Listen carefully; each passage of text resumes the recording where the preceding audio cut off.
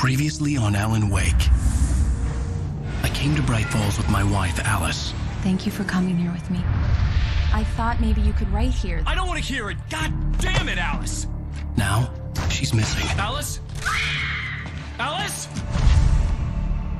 I woke up behind the wheel of a crashed car. I'm missing a week. I was attacked by shadowy men straight from a nightmare. The sheriff took me to the lake Alice and I had stayed at, but the cabin had disappeared.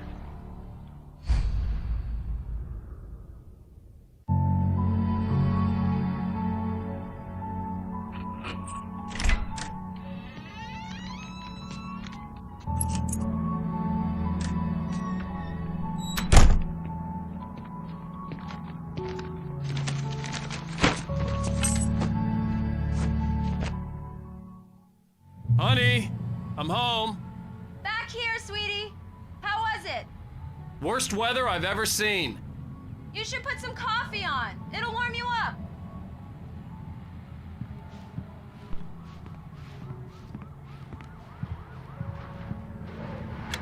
Coffee's on. Great, thanks. I'll need it if I'm gonna finish this by tomorrow.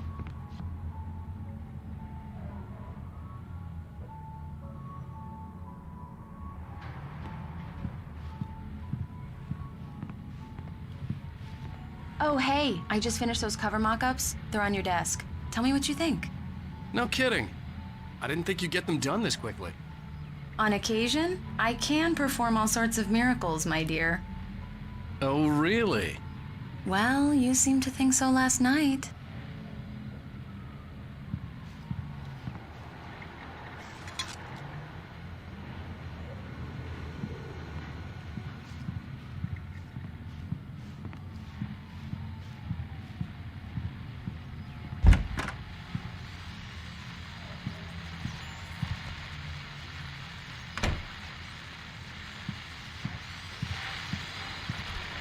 The continuing freezing rain and heavy snowfall have necessitated a winter storm warning in the entire tri-state area. People are advised to stay indoors as many roadways are already closed, and city officials are not expecting snow crews to keep up with the weather. We're now on the third day of the blizzard, and the weather's not expected to clear up anytime soon.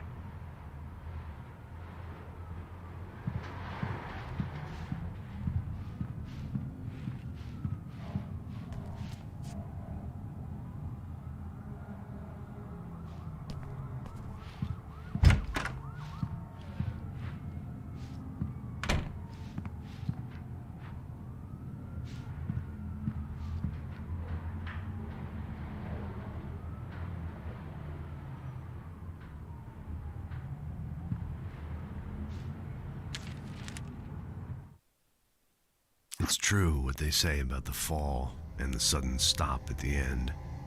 I'd lain here in the snow while the lurid chain of scenes that had led me here kept playing in my head. A rerun of my own private snuff movie, a memory of my corpse, alone at my own wake, thinking in metaphors again.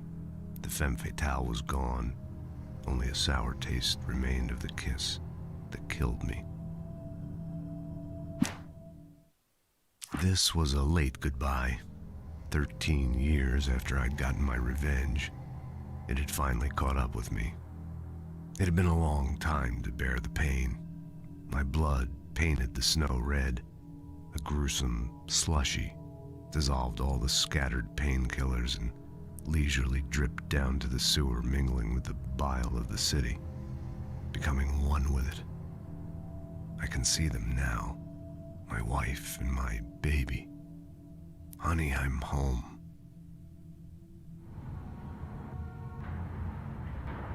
These look really good. Oh, sure, until Barry gets his hands on them. Which, by the way, will happen over my dead body. The last time was the last time. Oh, and speaking of Barry, he called. Alan! Alan, please check the fuse box. I'm right here. I'm on it, honey. Please hurry. I'm right here, baby. I'm fine. Just get the lights back on. Now, please.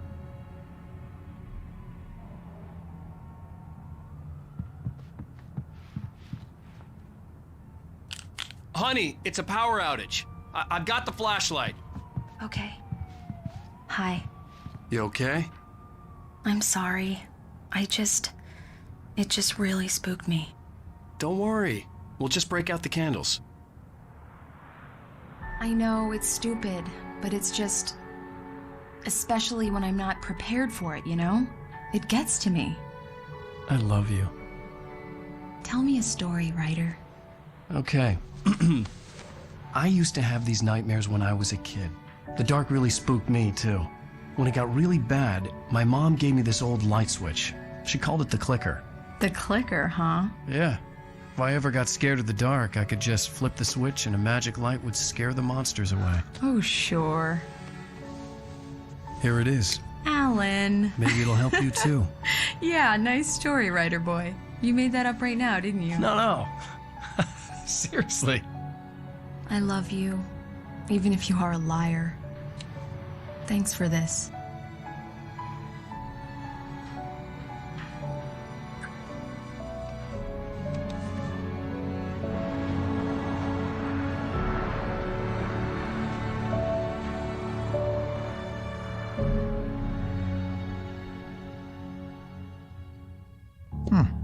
How do you feel, Mr. Wake? Any nausea, disorientation, anything like that?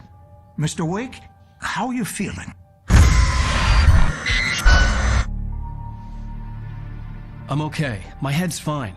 I had to lie about my headache and memory loss. He'd send me to a hospital for tests. I couldn't leave without Alice. Very well. I don't think you have a concussion, but you've obviously been through quite a shock. You should take it easy for a couple of days. Thanks.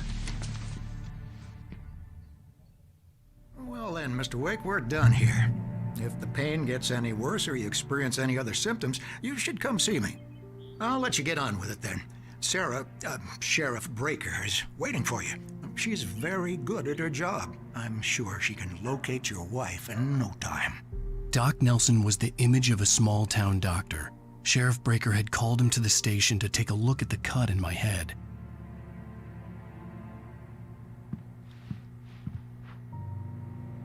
I'm sorry you had to cut your morning fishing short for this, Doc. Oh, she's a beauty, ain't she?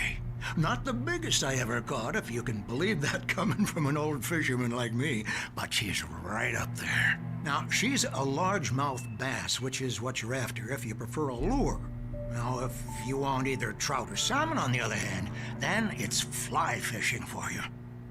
You a fishing man, Mr. Wake? Oh, doesn't really matter, I suppose. But it can be very relaxing out there. You can't get me off the water this time of year. Closest thing to heaven. I'll take your word for it, Doc.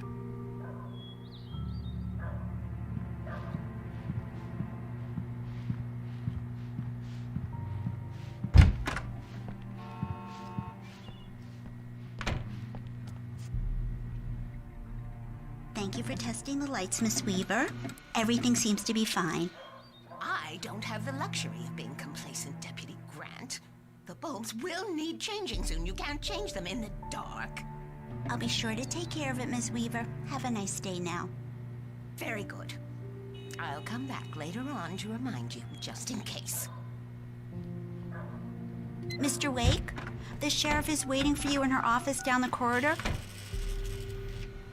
That was Cynthia Weaver. I guess you can call her the town eccentric. She used to be the editor of the local newspaper, but she's focused on, other things these days. She'd fit right in where I come from. As you can see, she's a little obsessed with maintaining the light bulbs of the whole town, refuses to step on shadows, things like that.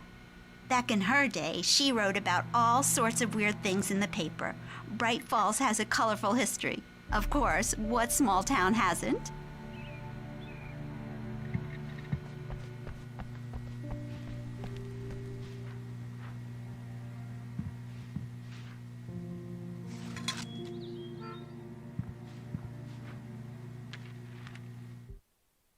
Alice looked through the viewfinder, lining up the shot. Cauldron Lake was breathtaking. Something caught her eye. A figure standing in the shadows behind the cabin, like a thin woman in a black dress. She lowered the camera and looked again. No one there.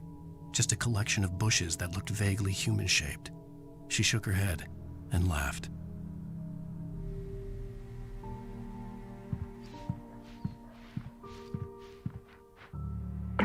Yeah, it's Mulligan here. I'm at Stucky's gas station with Thornton. There's no sign of him. Over. Wait. Yeah, this is Thornton. Look, we've located the brake float. It's here. That's some good news, right? Stucky was supposed to be driving it at the rehearsals today. Over. Oh, give me that. Mulligan here. Looks like someone really thrashed the garage. Over. Okay, roger that, guys. Keep looking for Stucky. Jane's out.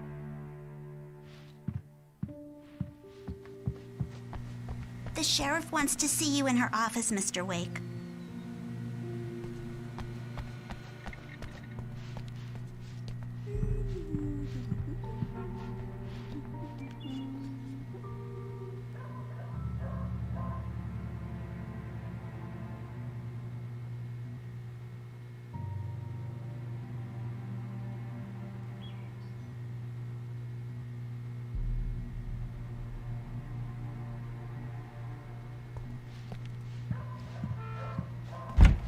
Come in, Mr. Wake. Your phone's on the desk. The battery was dead. It's charged now.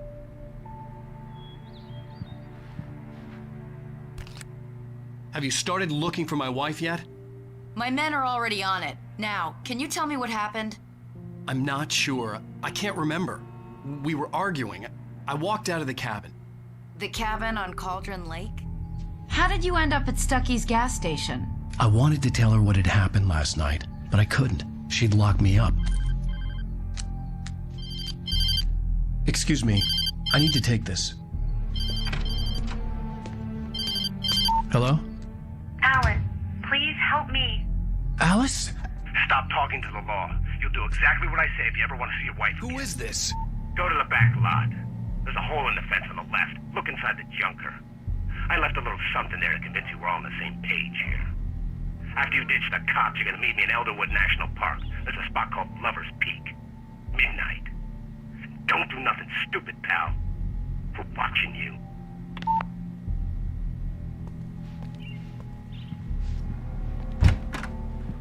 I need some fresh air. Can I go out? In the back, maybe? Of course, Mr. Wake. I understand. You can get there through the cells. Deputy Grant can show you the way. I'm sorry. All of this, it's just a lot to take in. Take your time, Mr. Wake. I understand. Can I ask you what the call was about, Mr. Wake? It's personal. Well, we are looking for your wife, and I'm going to need your cooperation if I'm going to help you. I need a moment, after I get some fresh air. Okay. You can find me here. We'll talk when you feel up to it.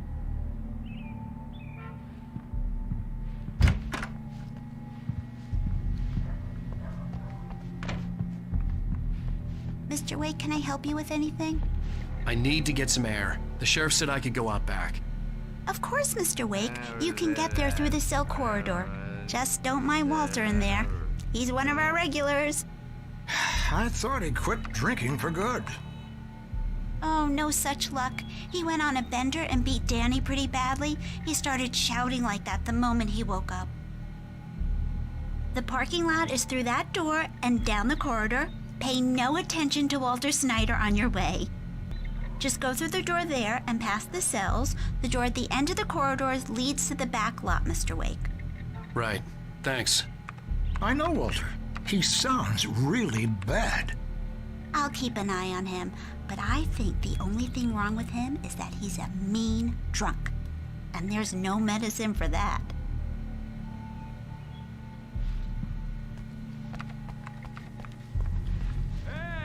Hey, mister! Hey, can you turn the lights on? The deputies, they don't understand. They won't listen to me. I need it to be bright in here.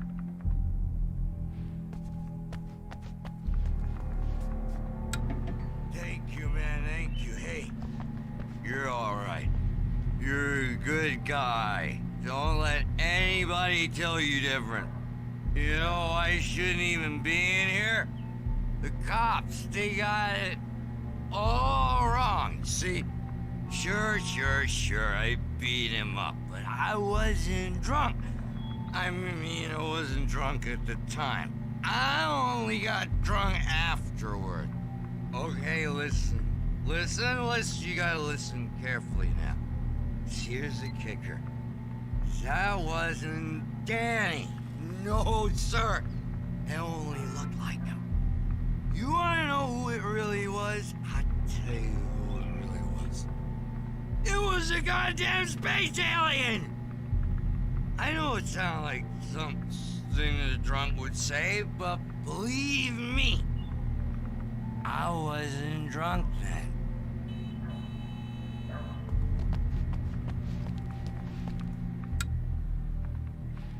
Oh, why'd you do that for? You're with them, aren't you? You're those space aliens!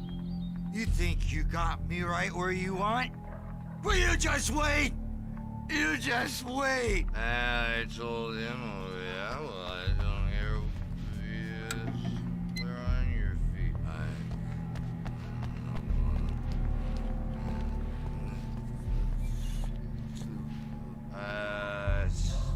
Stick by what I'm... In spite of its human mask, to describe the dark presence as intelligent would have implied human qualities on something decidedly inhuman. Nonetheless, it found the one spot in the diner that was dark enough. Some light spilled into the corridor, ravaging it, but it took the pain. Horrible as it was, the writer would soon fix that. He would be coming to the one place where it still had power. I'm sick of what I'm saying. I don't think your number's the same as my number. The early morning light hurt my eyes and made my head ache. The man on the phone had said, "Go through the fence on the left."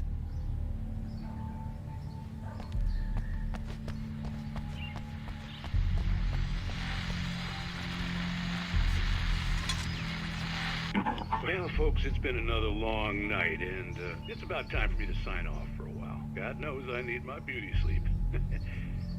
Just one more item before I go. It's been a busy night for the Sheriff's Department. We've had a few broken windows, even a report of shots fired on Main Street. Deputies Mulligan and Thornton had to deal with two intoxicated young men who were celebrating the completion of their Deer Fest float. Now, folks, we get this every year. I know it's exciting, the big day's almost here, but let's save it for the party and leave the gunplay for the shooting competition, huh? There's no point in getting all worked up yet.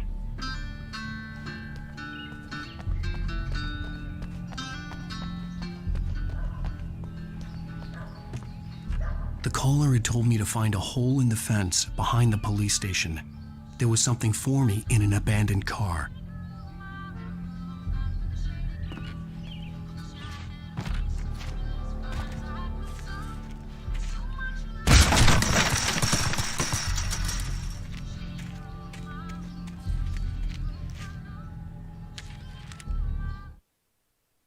The kidnapper fired his gun one last time, and the shadow vanished into the darkness it had come from.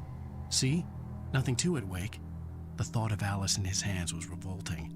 We stood on the wooden platform of Lover's Peak, the waterfall on the mountain behind us, the lights of the radio mast blinking red in the heights above. I fought with the urge to take a swing, force myself to speak. Let's cut the act now. Where's my wife?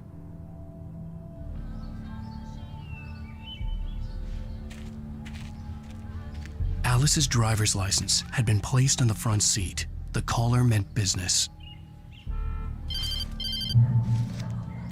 Barry? Ow! Ow! Thank God! Where the hell have you been? I've been trying to reach you for a week, you and Alice.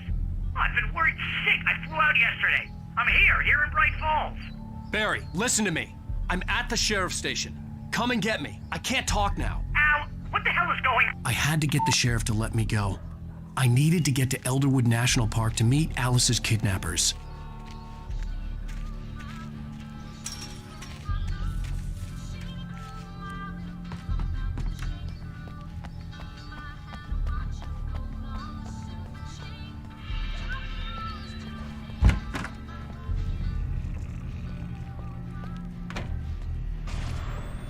A writer is a light that reveals the world of his story from darkness, shapes it from nothingness.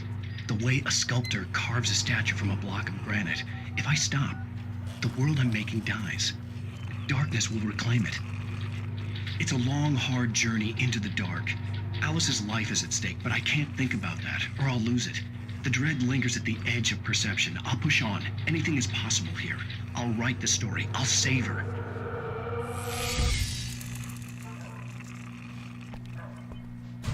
Marvelous, Sarah. I just wanted to settle all the damage the Anderson brothers might have inadvertently caused on their recent and regrettable little outing. They are not accountable for their actions, of course. I can assure you that my staff has been reprimanded. Tor and Odin never caused any trouble to anyone when they were still living at their farm. Indeed. All we can do is to slow down the progress of their dementia. Are you feeling any better, Mr. Wake? I'd like to leave. Am I free to go? Well, we still need to talk about... Am I under arrest? No, of course not.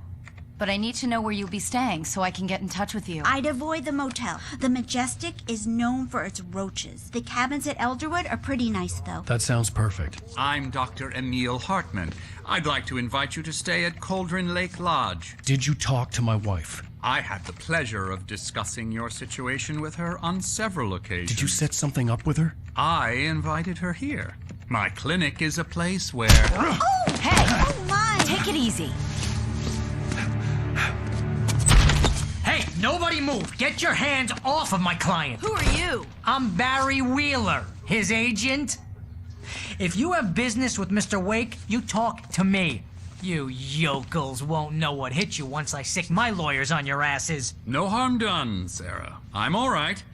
I don't want to press charges. Mr. Wake, my offer still stands. Get me out of here. What the hell was that about, Al? We don't need a replay of that thing with the paparazzi. I thought they were gonna lock you up. I had to talk to someone. I told Barry everything. He thought I was certifiable, but when he heard about the manuscript, I had him. The fact that I'd written something, even if I couldn't remember it, was enough for him. He smelled money. And he believed that Alice had been kidnapped. Anything beyond that was another story.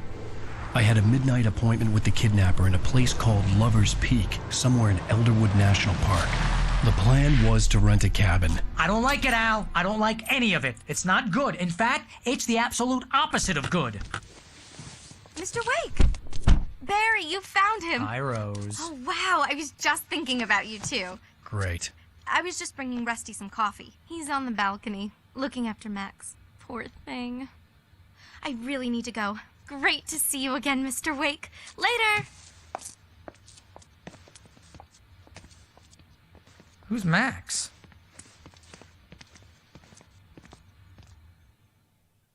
What an airhead. Jeez, Mr. Takes a swing at everybody. This is not her fault. She's a very nice girl and, more importantly, a fan. She even has a fan site dedicated to you. And she was very helpful when I was looking for you. Seriously, Al, what you were saying in the car? Just listen to yourself. What, you shot a guy and his body just disappeared? When was the last time you slept? What, are you high? Have you been drinking? No! Look, Barry, I'm missing a week. And someone's got Alice. Do you and understand what it sounds like when you say stuff like that? Don't get me wrong, it's a good story, could be a bestseller. But when you start confusing fiction with reality, you're buying yourself a ticket to the funny farm.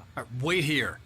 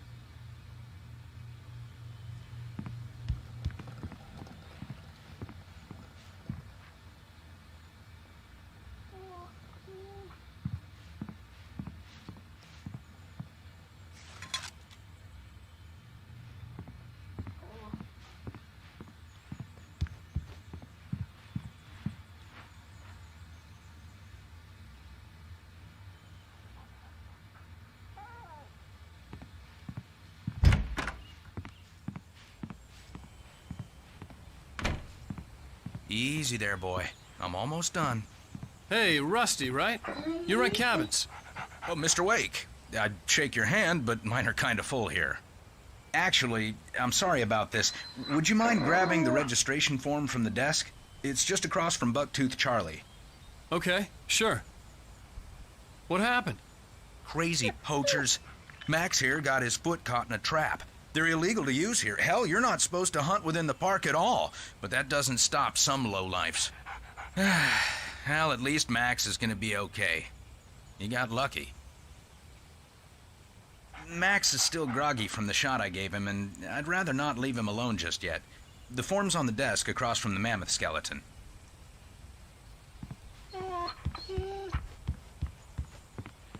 Okay, boy. We're almost done. Seriously, Al, you can't just go and meet a kidnapper. Those situations always end up in disaster.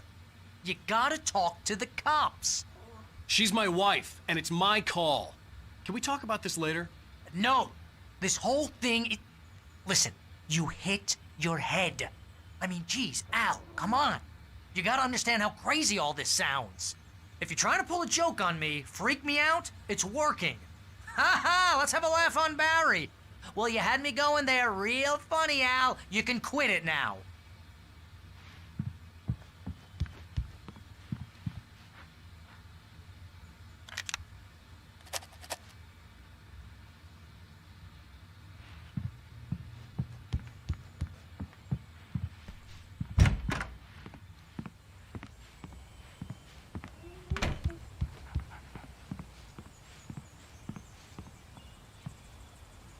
I think this is the form you wanted. And here are the keys. Okay, you're all set, Mr. Wake. Glad to have you staying here. Thanks.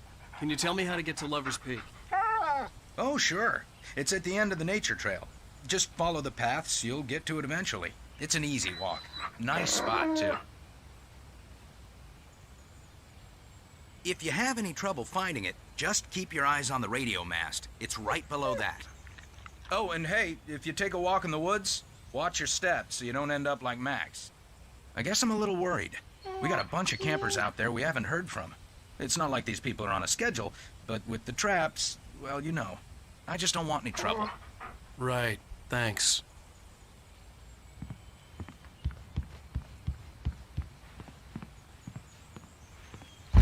Look, Al, you're asking me to believe that you shot a dude who went poof into thin air, a guy who was bulletproof until you pointed a flashlight at him. You hear that from people who end up spending time in padded rooms, strapped to their beds, wearing white shirts with too long tangled up sleeves, and eating a healthy diet of pills. Al, you make cruel jokes about people who believe that kind of stuff. You're the skeptic. You gave me an hour-long lecture on homeopathy last month. What was it? If there's no proof, it's pure bullshit. Period. Guess the laugh's on me then. Al, come on! I mean, okay, maybe something weird happened to you, okay? Well, thanks for the heartfelt vote of confidence. All I'm saying is you gotta throw me a bone here, bestseller. What would you think if it was me? There's no way you should be going out at midnight with a gun. No one asked you to come here, Barry. Either work with me on this or go straight back to New York. Your choice.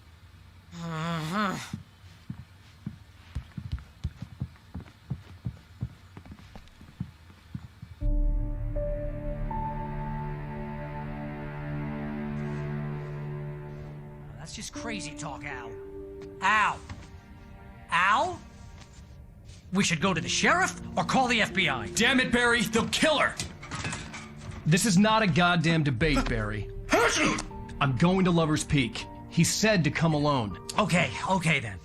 I understand. You're my best friend and I'm worried that you're not right in the head. Tell me what to do to help and I'll do it. You stay here, and if I'm not back by morning, call the cavalry. Achoo! Achoo! Just be careful with the natives, Al. These yokels are dangerous. Everybody hates a tourist, or it'll be Deliverance all over again. Achoo! Bless you. Oh, this place is trying to kill me. I'll bet there's mold in here, spores, poison ivy, God knows what. This is so not worth a 15% commission. You want to know where you can shove that flashlight?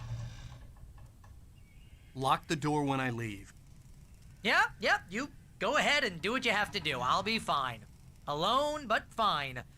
In a cabin straight from a horror movie. Watch where you point that thing, Al.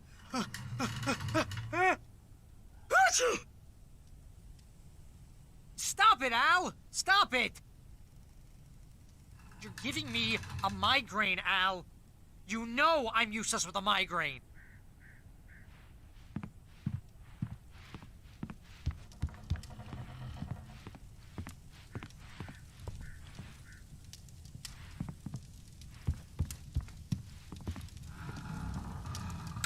Real funny, Al. Real funny. Ha ha! Thank you. I'll just sit here in the dark till you come back. Or until I get eaten by a grue.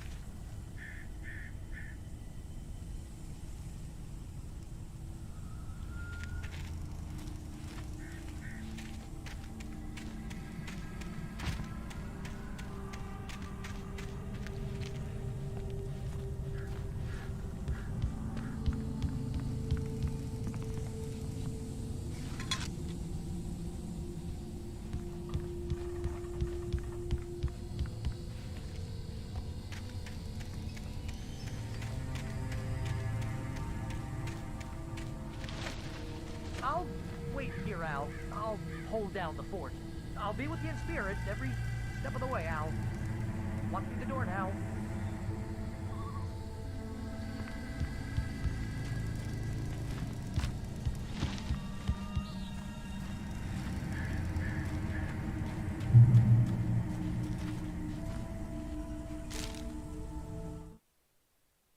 Barry had never gotten along with Alice, but he knew Alan loved her with an almost frightening intensity. And now something had happened to Alice. And here was Al armed with a gun and saying things people got put in padded cells for. It was as if his friend had experienced a massive psychotic episode and was now totally disconnected from reality. It scared the shit out of Barry.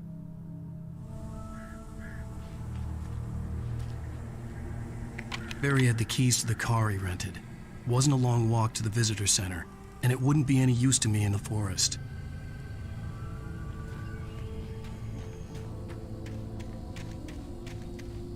I knew I should have gone to the cops.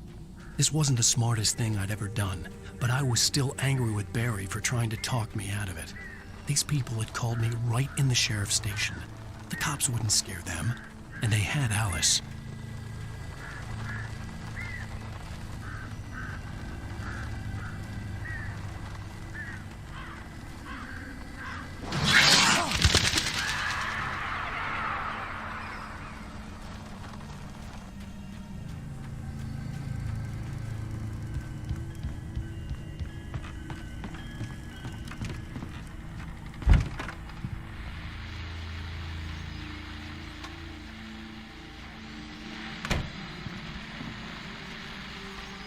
Welcome back to the show, folks. As promised, our very own Dr. Nelson has just parked his rear end in the studio. Doc, what's your Deerfest plan like?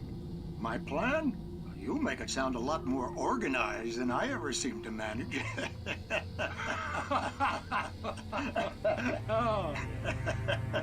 No plan, really, just taking the atmosphere. I'm getting a little too rickety to do much more than that, you know. Oh, tell me about it. No sack race for us older gentlemen, huh? Yes, exactly that. But I'm going to check out the parade, of course. And I'll be one of the pie contest judges, too. Well, that takes a different kind of constitution. Oh, yeah, it's my kind of exercise. Now, Doc, seriously, you're in pretty good shape, though. You're the outdoors type. I know for a fact you're an avid fisherman. That's right. Matter of fact, just caught a heck of a largemouth bass early this morning. But you're not taking part in the fishing contest? No, not this year. See, Pat, I'm just not that competitive anymore. Now I just like to take my time and enjoy the peace of it. It's no fun if I need to worry about what I'm catching, you know? Well, considering your track record, the participants are probably pretty happy you feel that way. Well, Pat, that's kind of you to say.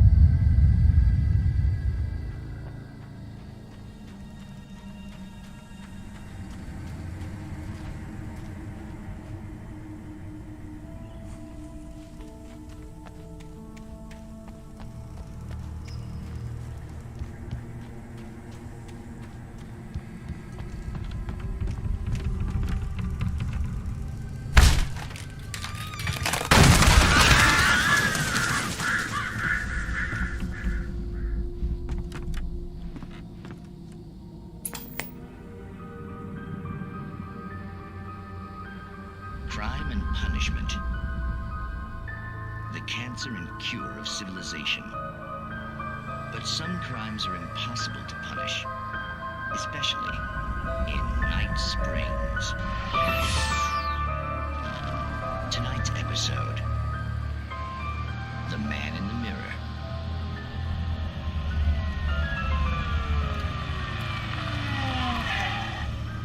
He's inside, Agent. He's a weird one. So, you're confessing to killing that guy, huh? Why? Had it coming? Yeah, but why would you do that? I mean, you're a nice guy. Normal.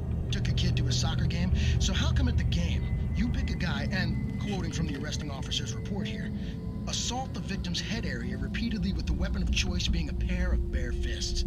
Wow, that sentence really flows, huh? Maybe you're not the literary type. Okay, so you mess him up. But why? Who was that guy? We couldn't ID him. Why would a guy like you do him like that? I didn't like his face? Well, you must have hated it, because you really went to town there. I mean, there's no way to tell what he looked like. No ID on him either. That must be difficult. But then we ran the fingerprints. Got a match. Your prints. Identical. Huh, how about that? Your son said you were wearing a white shirt when you took him to the game. The white shirt is on the dead guy. It's plenty red now. You won't get away with this. Do you really think that's in any way relevant to me?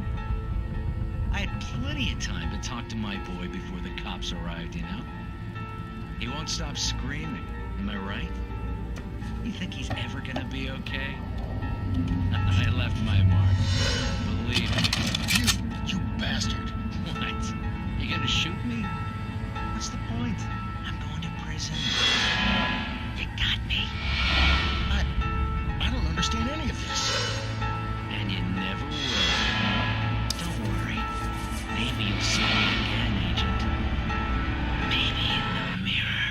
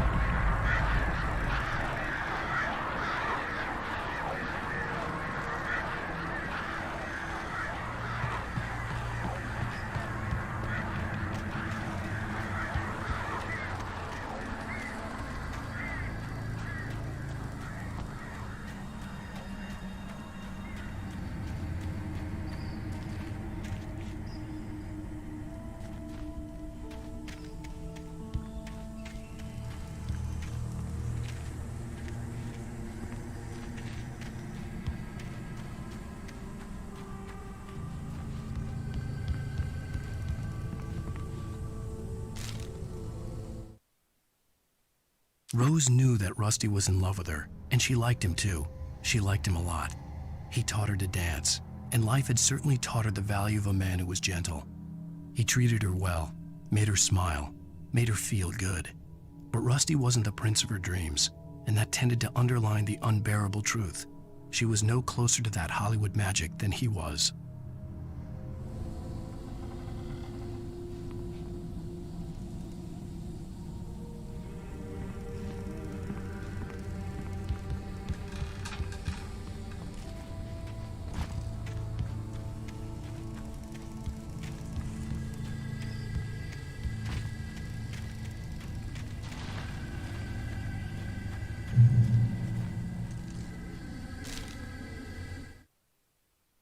The air in the visitor center was heavy with an awful smell, as if some rotten drowned thing had crawled up from its grave.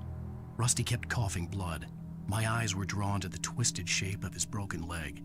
The attack had been vicious. Max whined in his cage. Rusty's eyes were wild with fear and terror.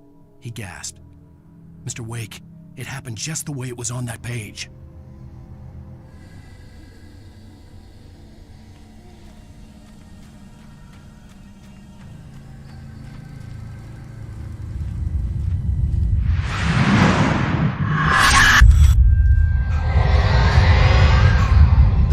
Left me weak. This was no head injury.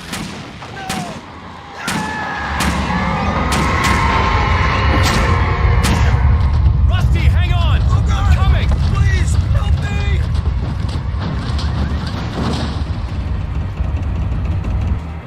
Anybody? Help me! Help me!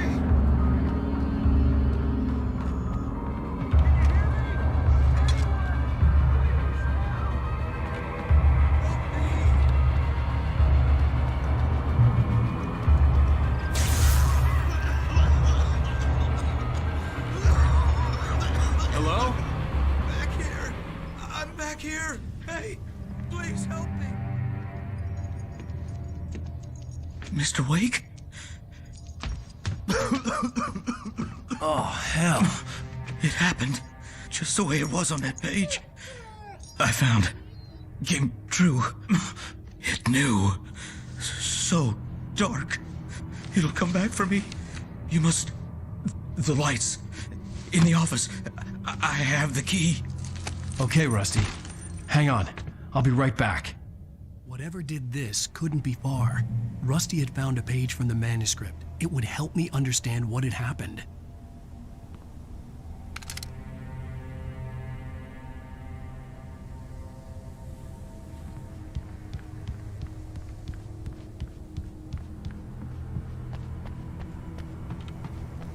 The only way to make sure that Rusty was safe was to get the power running and the lights back on.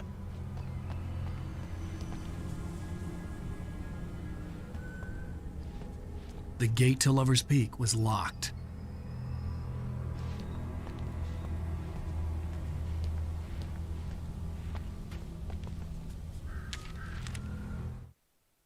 The visitor center was sturdy, but the impact turned the front of the building into splinters. Rusty was thrown across the lobby like a rag doll and hit the far wall hard. It didn't hurt until he tried to move and saw his leg bend the wrong way, felt the broken rib stabbing him on the inside. Rusty howled in pain and fear, suddenly afraid to die alone.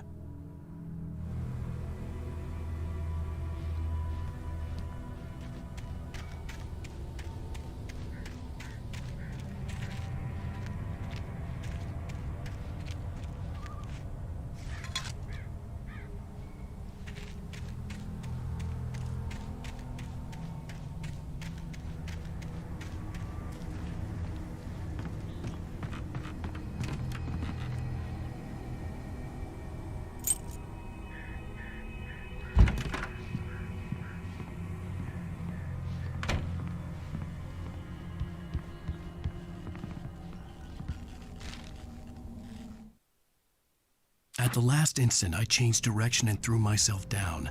The axe splintered the trunk of a tree. I stumbled into the pool of bright light. My lungs burned. I was too exhausted to move. I tensed as I waited for the killing blow, but it never came. I raised my head. Nothing moved in the darkness beyond. For the moment, bathed in the cold light, I was safe.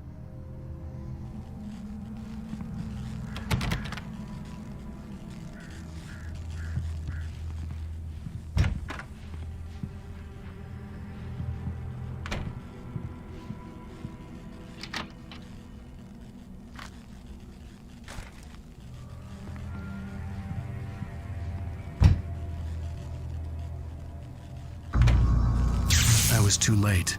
Someone had destroyed the circuit breaker. There was no way to get the lights back on.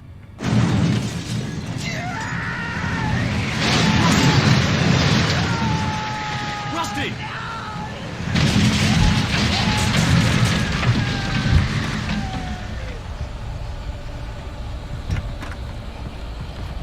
The ground was covered with oily patches that looked like liquid darkness.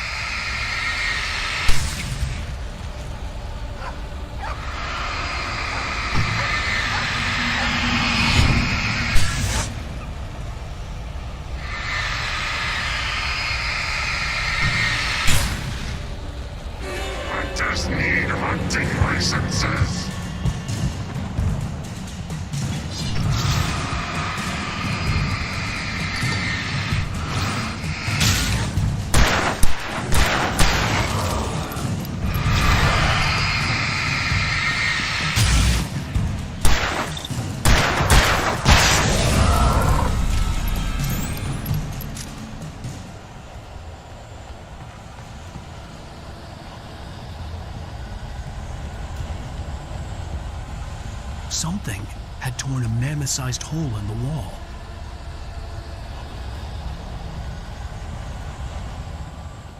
Please don't feed the animals.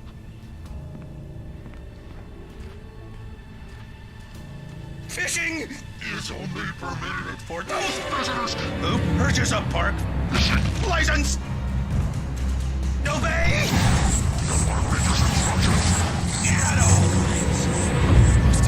Rusty, no! Never! Closer than 100 yards.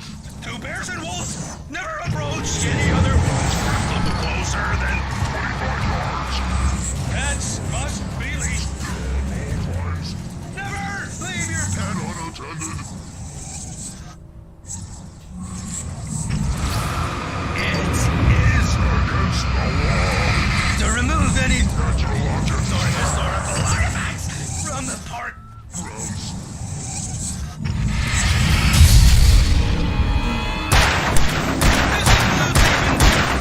You may or even simple berries.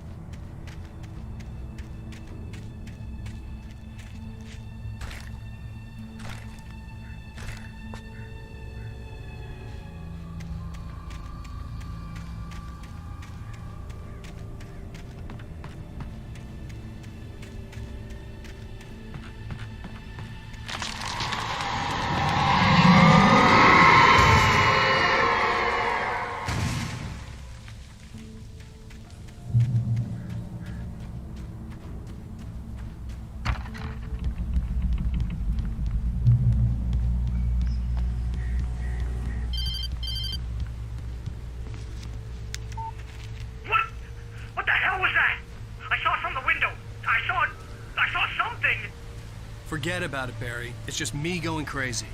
Oh, jeez. Oh, jeez. You're not crazy. I wish you were crazy, but you're not crazy. Ow, be careful. Stay in the cabin. Don't open the door for anyone. I mean it.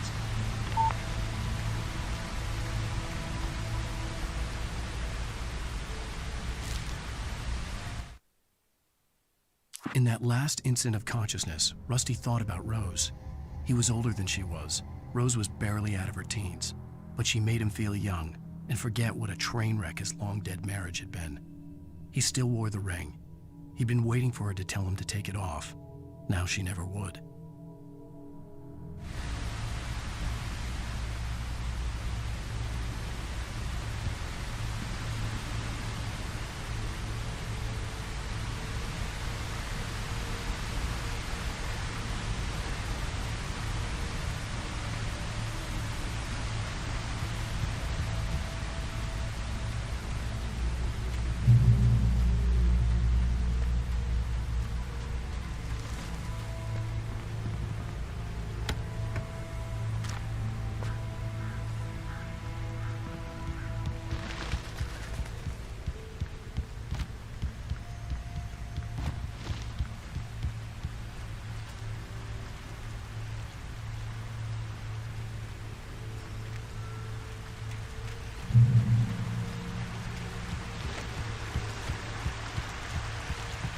Lover's Peak was at the far end of the nature trail.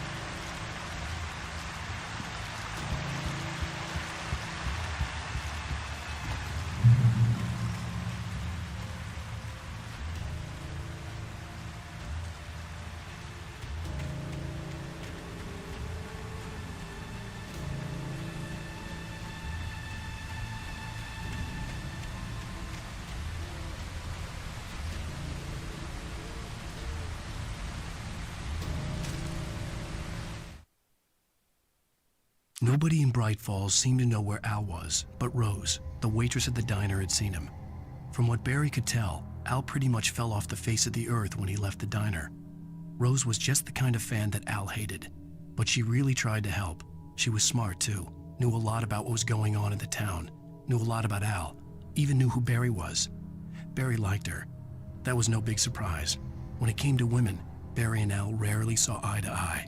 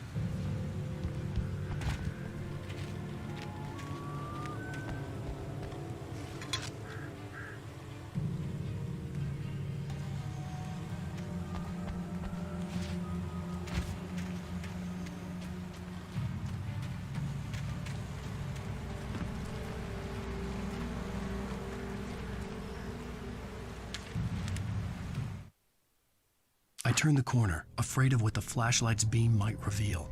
Suddenly, a roughly painted symbol of a torch glowed in the light. Behind it, hidden by a rock, sat a battered metal trunk.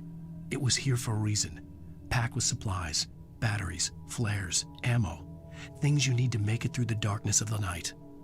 Something left behind by someone who knew what I knew, and more.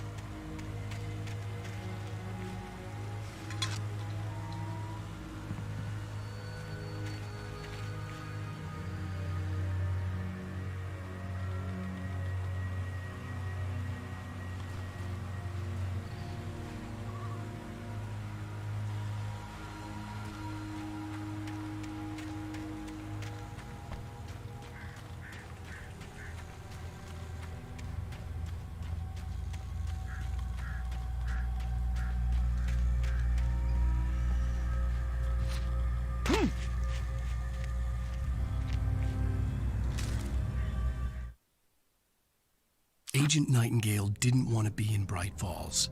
These little communities revolted him, and he didn't like the trees or the coffee. He now knew that impossible horrors lurked behind the storefronts and smiles. He desperately wanted to turn the car around and just drive until he passed out or ran out of road and booze. But he had a job to do. He had a rider to catch, at any cost.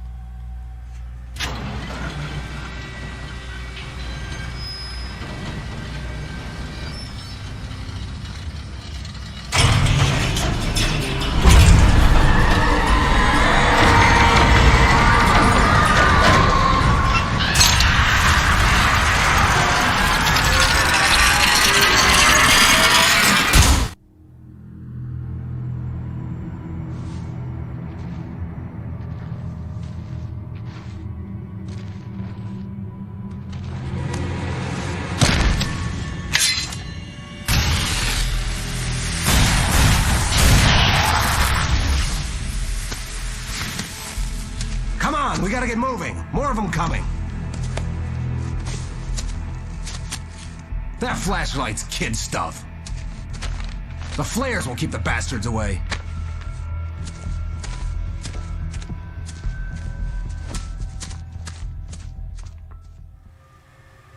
You can see them too? Hell, of course I see him. Come on, we gotta move. Why?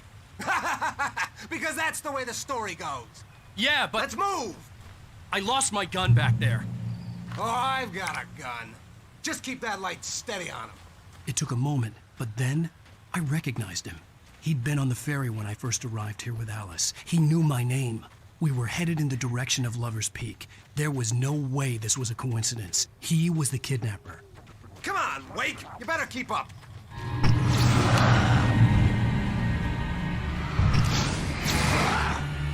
What I got for you? How that, huh?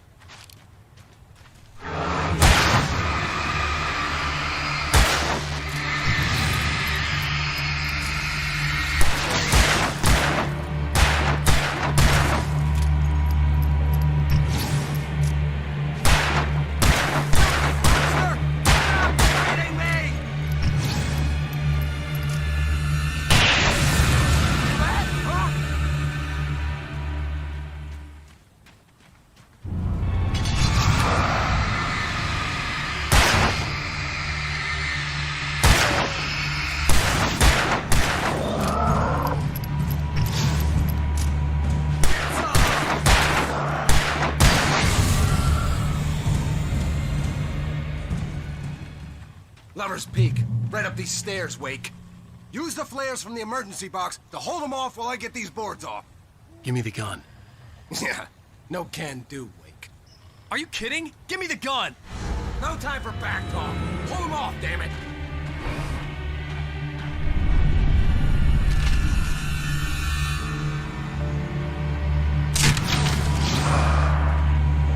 Just a little longer. Scare them off.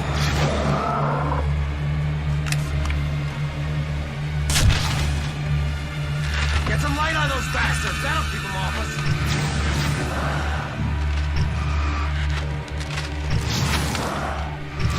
Just a little longer. I almost got it. Okay, it's open. Move it or lose it.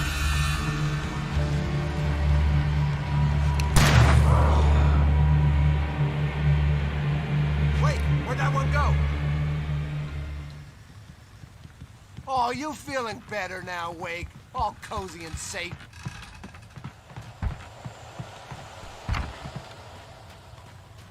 Better get ready. They'll be on us soon.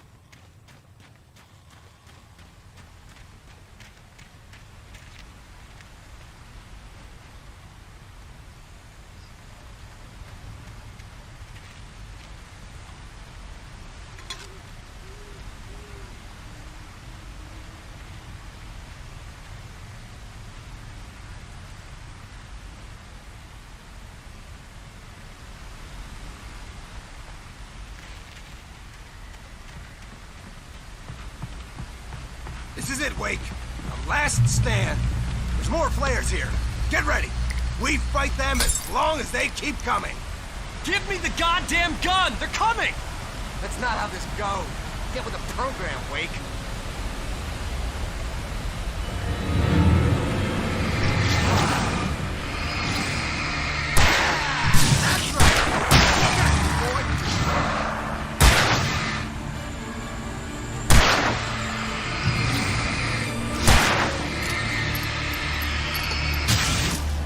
That's right.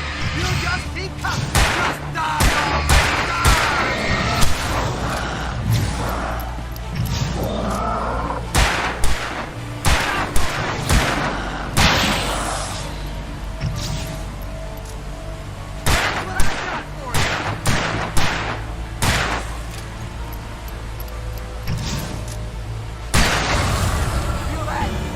Hurry!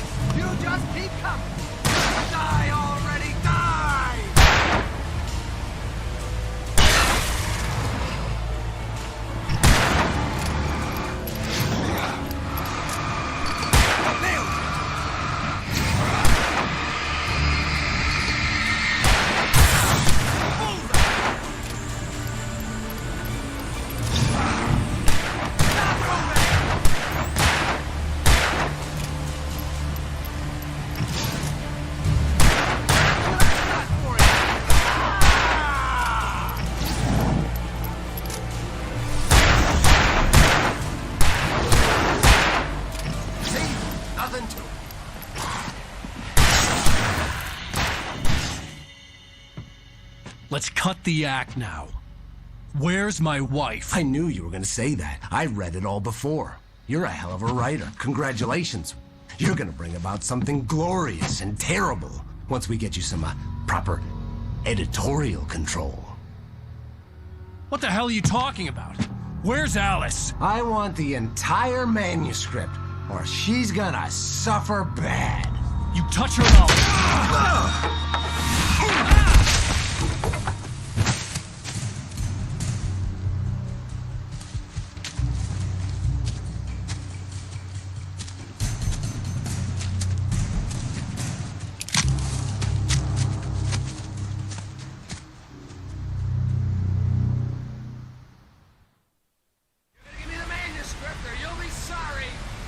No! Come back here! I swear I'll kill you if you hurt Alice! Do you hear me? Come back here! He had Alice, and he wanted the manuscript because he thought it held some magical power. But I had no manuscript to give him. I had to get back to Barry and figure out my next move.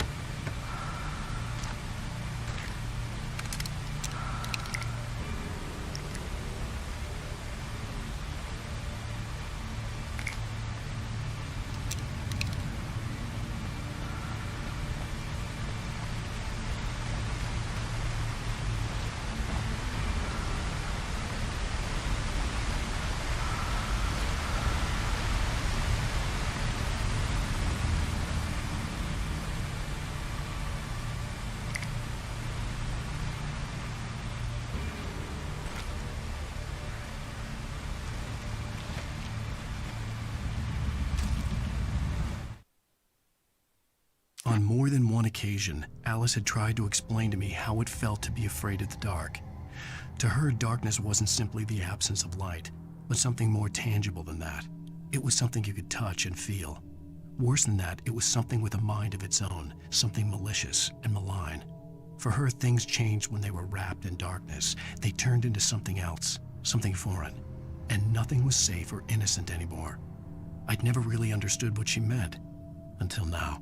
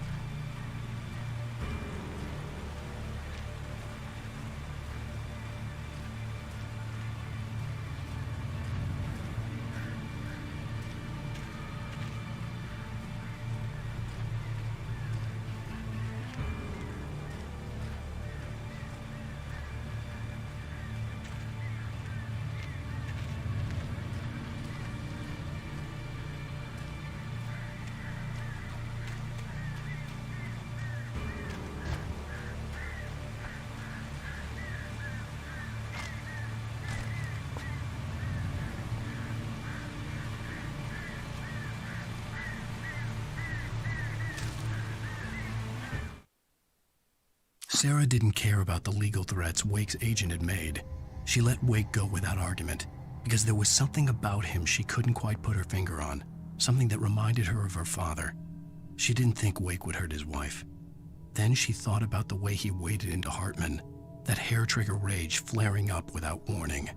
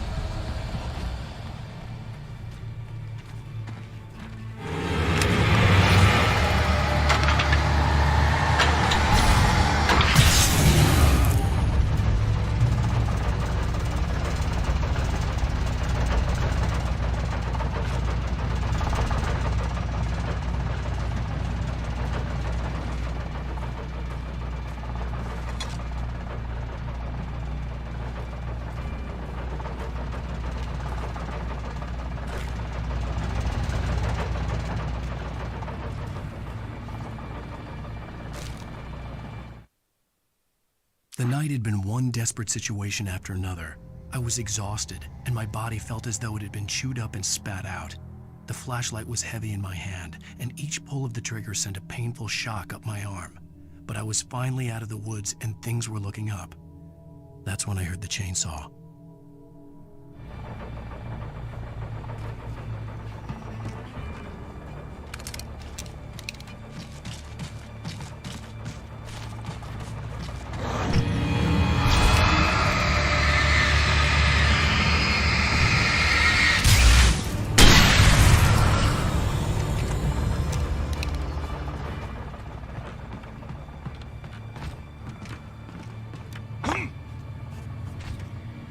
I had heard the plane fall.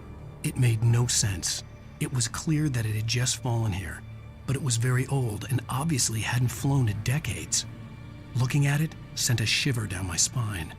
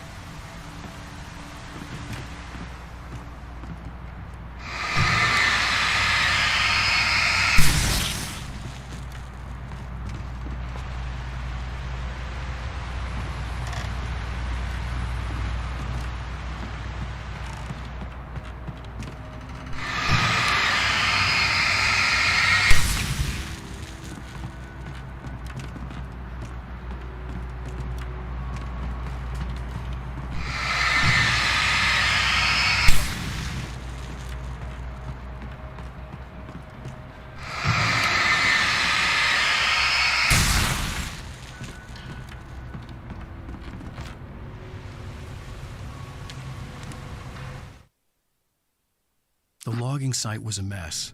The modular office had been pushed off the cliff. Deputy Thornton climbed up from the wreckage excited, breathing hard from the exertion. Nobody there. It's weird. Don't you think that's weird? Bored, Mulligan let out a mighty snort. Hell, it's always weird, Thornton. Just a question of sorting out what kind of weird it is this time around.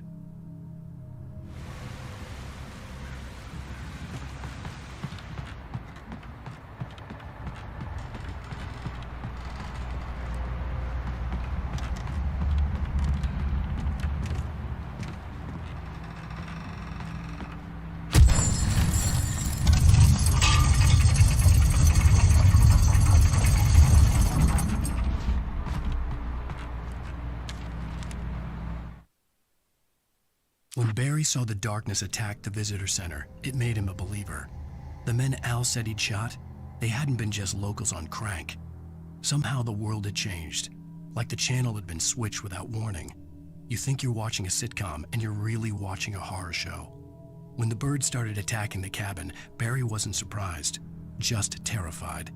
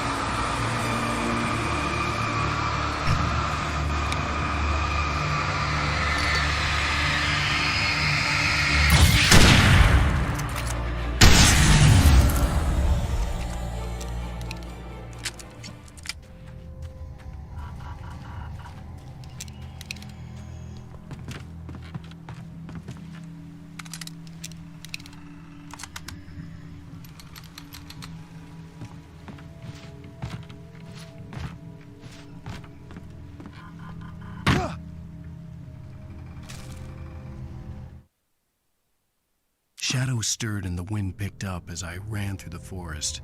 I felt the dark presence turning its gaze toward me. Then the moonlight was blotted out by dark shadows that raced violently across the ground, moving too swiftly to be natural. Darkness gathered between the trees and melted again to reveal the Taken. No natural path had brought them here.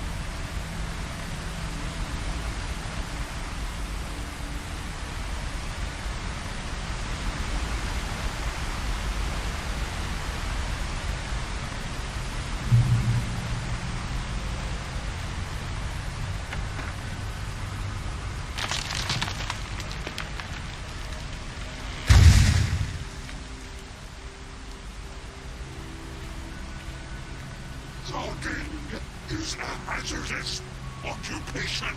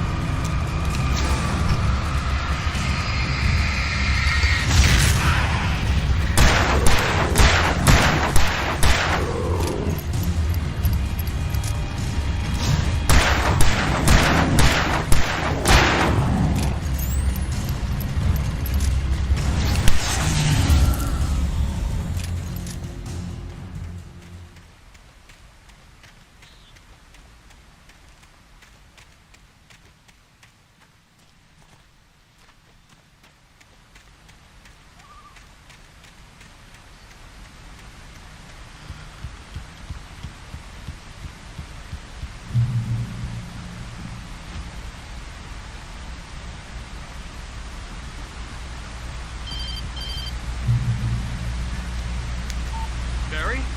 Ow! The porch is covered with birds. They've got old Hitchcock on me. Stay out of sight. I'm on my way. Don't open the door. What am I, crazy? Stay hidden. I'll be there soon. Just make sure you keep the lights on.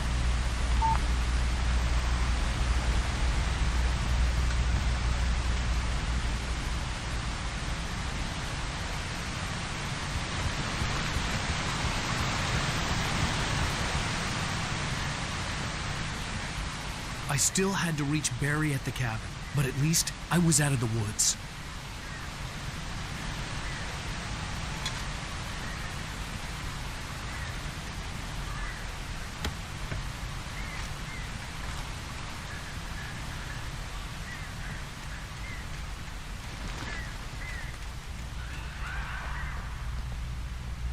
have to get the car from the locked garage. It would get me back to Barry faster, and the headlights were a welcome bonus.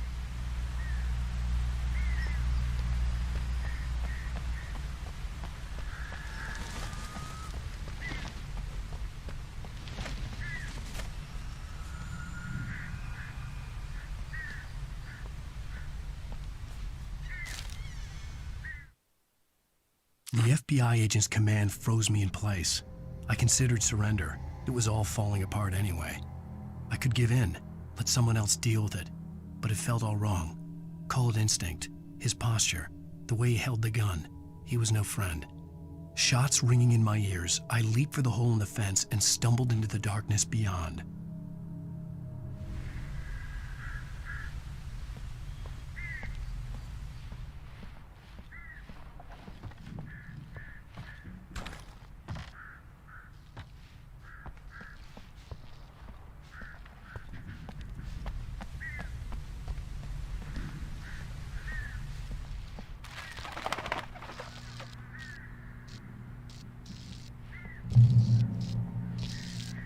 I had to find the key to the garage. A story is not a machine that does what you tell it. A story is a beast with a life of its own. You can create it, shape it, but as the story grows, it starts wanting things of its own. Change one thing and you set off a chain reaction of events that spreads through the whole thing. The characters have to be true to themselves. The events need to follow a logic that fits the story. A single flaw and the magic is gone. The story dies. Alice dies.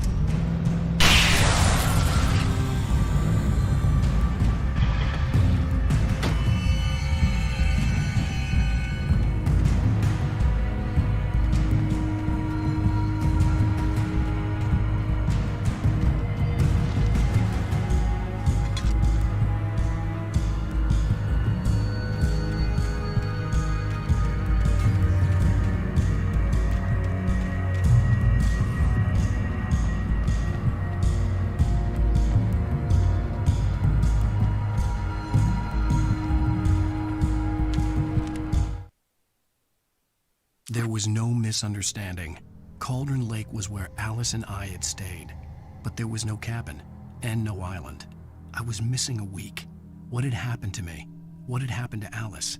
I had to get her back. I couldn't face life without her.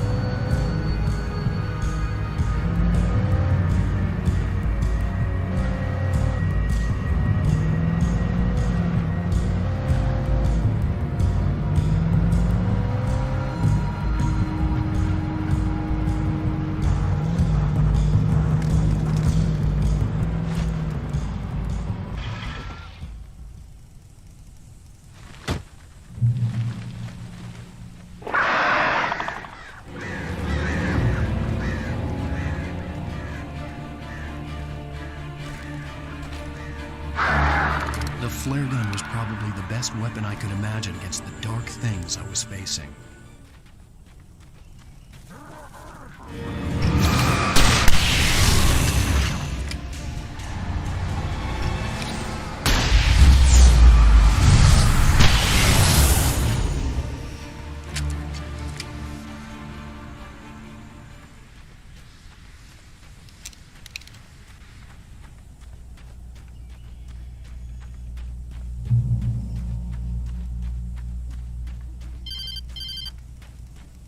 It was the kidnapper. You son of a bitch! Where's my wife? Enough horseplay, Wake. You deliver the manuscript, and you can have your woman back. Simple as that. I don't... Listen. I'm gonna need time to finish it. I still need to write the ending. I need a week. It's not done? I need a week. 2 days. The old Bright Falls coal mine is nearby. You can find it easy, city boy. The main building, there at noon. You bring the manuscript, you'll get your wife. If not, well, get me? Yes, I get you.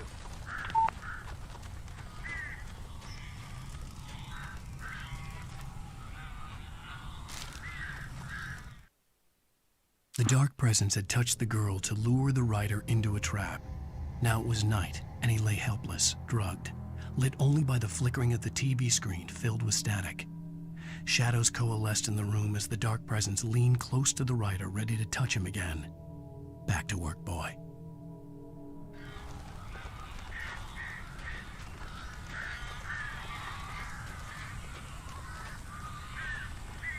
Barry had talked about birds over the phone.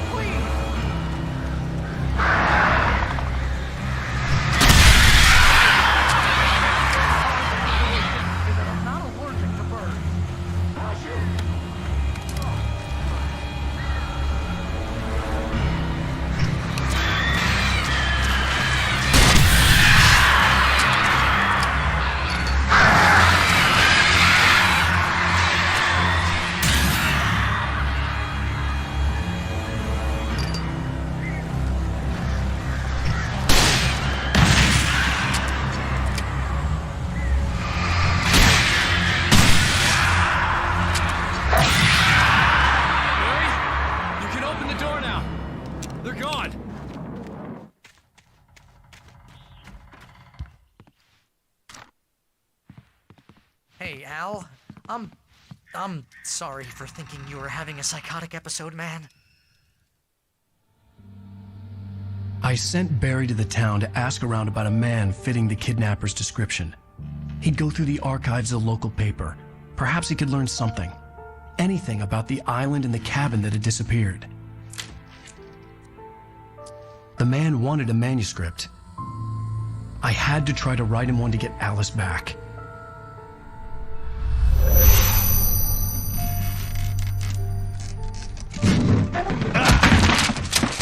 For me, the supernatural had always been nothing but a metaphor for the human psyche, a tool to use in writing fiction. Now, it was happening for real, and I couldn't put a single word on paper.